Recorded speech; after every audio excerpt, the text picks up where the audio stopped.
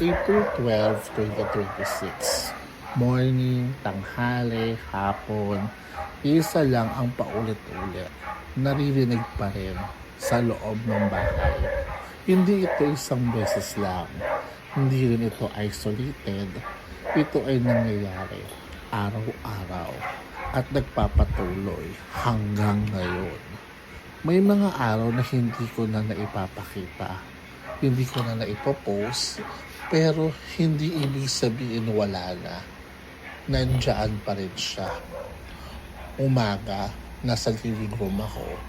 Nagsisimula ng trabaho. Trying to focus. Trying to be productive.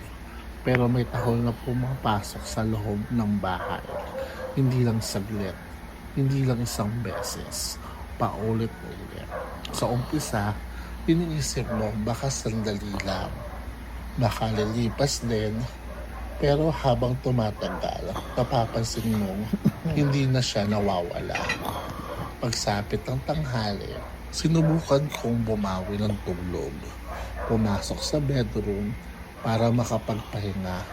Pero kahit doon, naririnig pa rin. Kahit dapat tahimik na. Kapag kulang sa tulog, ramdam mo sa katawan. Sa isip, nahihirapan kang mag-focus. Inaantok ka kahit kailangan mong gumalaw. Pagdating ng hapon, bumalik ako sa living room. At ganoon pa rin. Same sound, same pattern. Parang walang pahinga.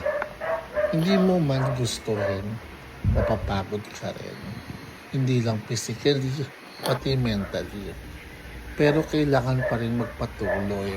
May trabaho, may responsibilidad, may pamilya, may mga bagay na hindi pwedeng i-post. Na-report ko na rin ito sa subdivision at naintindihan ko na may proseso. Kaya patuloy lang akong naghihintay at umaasa sa akin.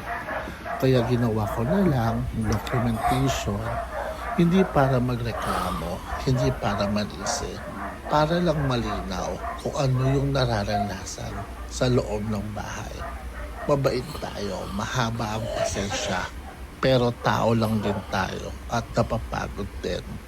Kaya dahan-dahan lang, one step at a time, document, breathe, move forward.